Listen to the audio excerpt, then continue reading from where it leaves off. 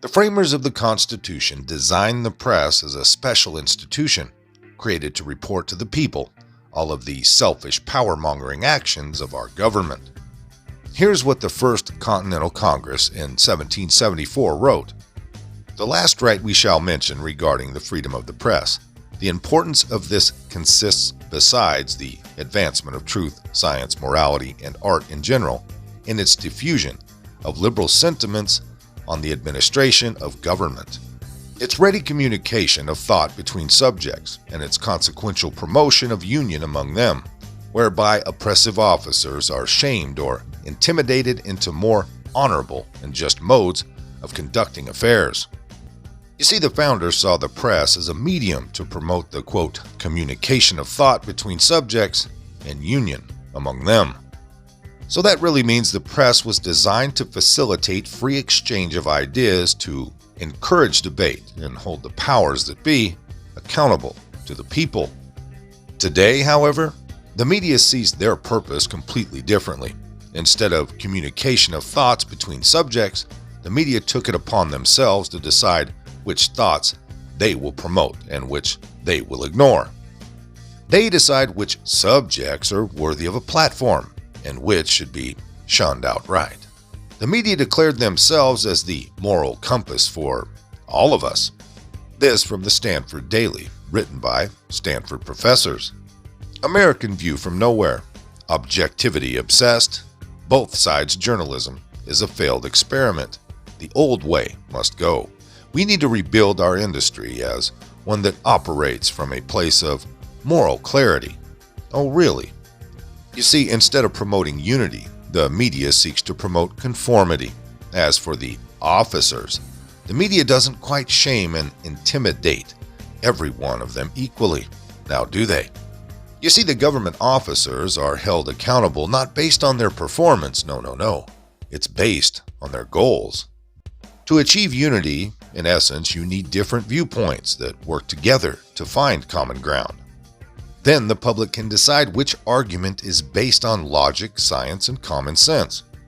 But you see, the media take a different approach. First, they pick the argument they consider moral and declare it the only legitimate way to think. And if those pesky facts and science contradict their argument, well, they either disregard them or twist them to make them fit. If the media can hide the facts that go against their agenda, they will. You're damn sure. Every time.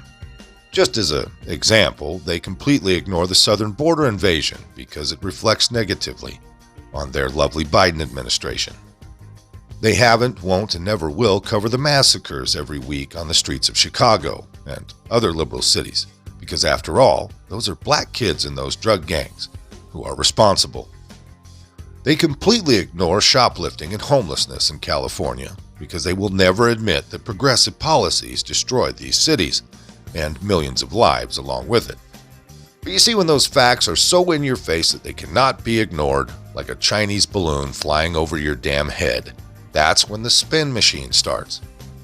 After the George Floyd incident, the media declared that white cops were in the business of exterminating black males.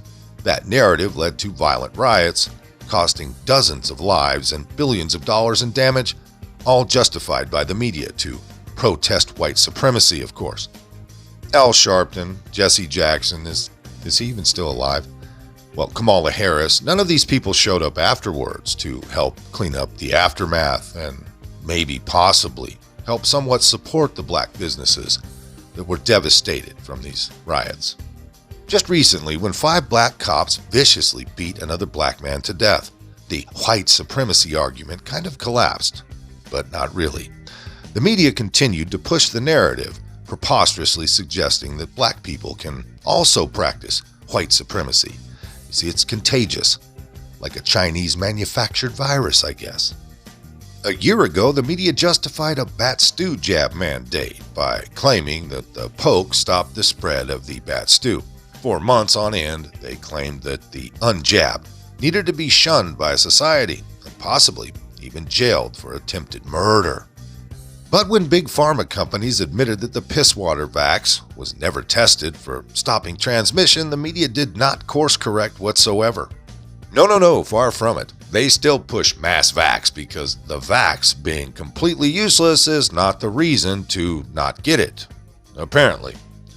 The examples of twisting the facts to promote an agenda are really, they're just endless at this point. The cowardly media would never concede that they are pushing falsehoods to impose their progressive vision. But finally, even the casual media consumer have gotten wise. Trust in the media has basically plummeted over the last 4 years. You may think that that would probably make the media do a little bit of introspection, but you'd be wrong.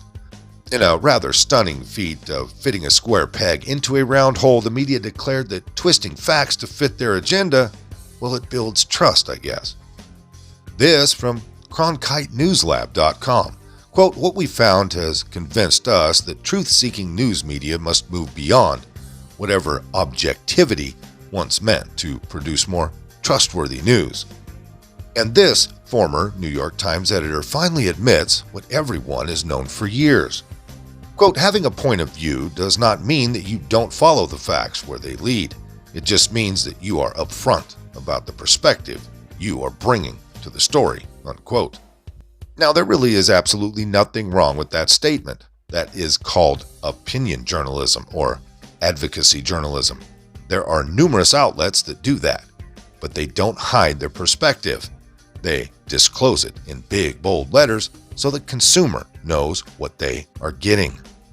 You see, the problem arises when the consumer doesn't know they are getting a perspective instead of a balanced news presentation. Media outlets like the Washington Post, the New York Times, and of course CNN never admitted they were advocacy journalists. Well, until now. Actually, quite to the contrary, they have always claimed that they are the most trusted, objective, and neutral, facts-only outlets. You see, the New York Times calls itself, quote, "the paper of record," not the paper of 1,000 corrections. The Washington Post now, their motto is "democracy dies in darkness," not "democracy dies with Trump." CNN claims to be facts first, not sentence first, trial afterwards. The American public has always viewed these outlets as the source for news, not a political party propaganda arm. Without telling anybody, mainstream media changed their purpose to slant the news in favor of their progressive agenda, all the while claiming they were still covering the news fairly. Well, now facing an outright ratings disaster, they are whining that, quote, "there was nothing wrong with having an opinion to begin with." It's not your opinion that we object to. It's your dishonesty. You are abusing special protections the founders designed for you to push your worldview on the American people.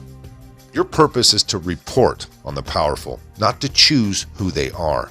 Spare us your holier-than-thou attitude and get back to doing your freaking job. Look, between you people, don't talk to me that way. You're just a lightweight. Don't talk to me that way. I'm the president of the United States. Don't ever talk to the president that way. Go ahead, take the. Well, I'll give you voters. I will give you voter suppression. You just have to sit down, please. Sit down. I didn't call you. Okay, question? Yeah, go ahead. Sure. She's shocked that I picked her. No. She's like in a state of shock. I'm not thinking, Mr. That's President. okay. I know you're not thinking. You never do. I'm sorry? No, go ahead. Go ahead. How many cases were in the United States when I did my ban? How many people had died in the United States? So do you acknowledge that you didn't think Keep your voice down, please. Keep your voice down. Do you want him to rein in Robert Mueller? What a stupid question that is. What a stupid question. But I watch you a lot. You ask a lot of stupid questions. You didn't let me ask my question. You've been asking a question for 10 minutes. So please sit down. The argument is that you bought yourself some time and you didn't use it to prepare hospitals. You didn't use it to ramp up testing. Right now, You're so people disgraceful. are unemployed. It's so disgraceful the way you say that. Look. You know you're a fake. You know that your whole network, the way you cover it, is fake. And most of you, and not all of you, but the people are wise to you. That's why you have a lower approval rating than you've ever had before, times probably 3. What do you say the Americans were scared, though? I guess nearly 200 dead, 14,000 who are sick, millions, as you witnessed, who are scared right now. What do you say to Americans who are watching you right now who are scared? I say that you're a terrible reporter. That's what I say. You've said repeatedly that you think that some of the equipment that governors are requesting they don't actually need. You said New York might need might not need 30,000. You said it on Sean Hannity's Fox News. You said you know, that why don't you people act? Let me ask you. You said why some don't you states. why don't you act in a little more positive? It's always trying to My get question you, to you is- get you. And you know what? That's why nobody trusts the media anymore. My That's question why to you is, how is that gonna Excuse impact? me, you didn't hear me. That's why you used to work for the Times and now you work for somebody else. Look, let me tell you something. Be nice.